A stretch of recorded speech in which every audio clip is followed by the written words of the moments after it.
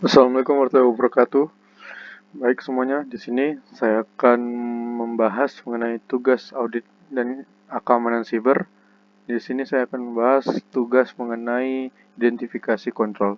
Jadi di sini identifikasi kontrol terdiri dari tiga, yaitu terdiri dari kontrol preventif, kontrol detektif, dan juga kontrol korektif.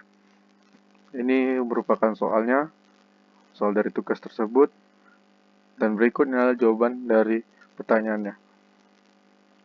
Perbedaan dari kontrol detektif dan korektif adalah kontrol detektif adalah sebuah langkah untuk mengatasi sebuah insiden berlangsung atau setelah insiden terjadi, sehingga permasalahan tersebut bisa diminimalisirkan kerusakan dari dampak insiden itu sendiri.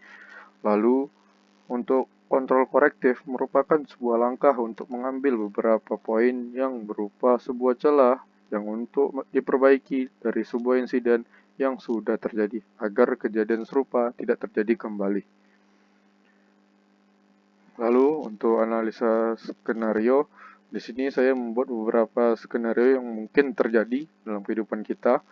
Di sini bisa kita baca skenario yang sudah saya buat, namun bagaimana sih untuk cara mengatasi dari dampak-dampak skenario yang bisa terjadi tersebut?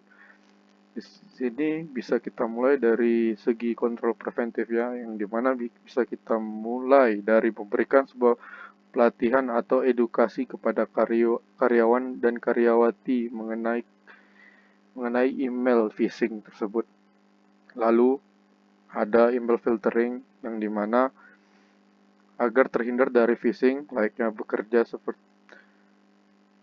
seperti spam pada umumnya, dan juga menambahkan multifaktor authentication agar akses ke beberapa data itu lebih sulit didapatkan.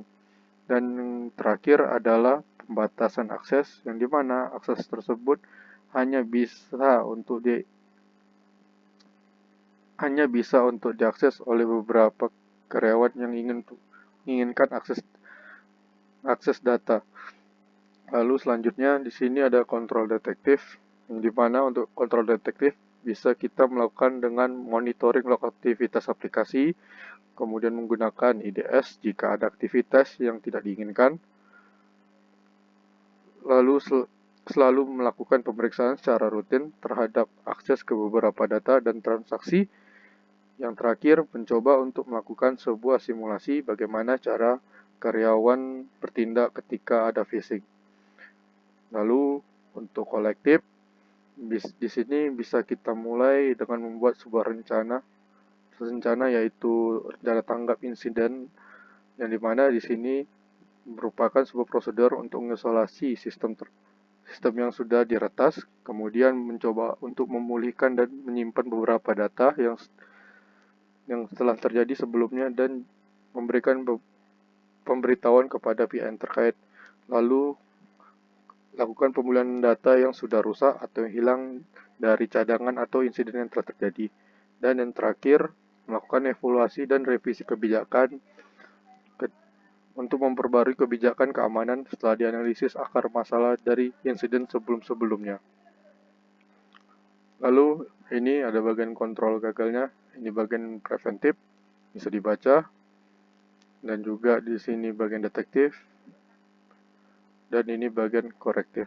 Jika beberapa kontrol tersebut tidak terimplementasi pada kasus yang terjadi.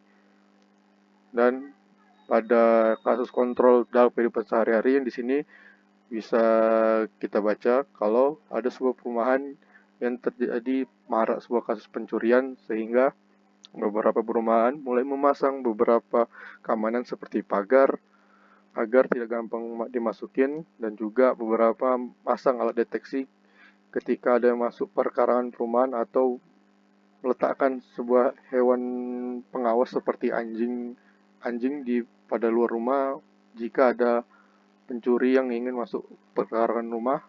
Tapi dengan adanya keamanan tersebut bukan berarti rumah tersebut bisa aman. Kita juga bisa menambahkan beberapa keamanan yang lainnya agar kejadian tersebut bisa meminimalisir dampak-dampak yang terjadi. Di sini bisa kita tambahkan seperti alat pemantau atau perekam dan lain-lainnya agar masalah tersebut tidak terjadi kembali.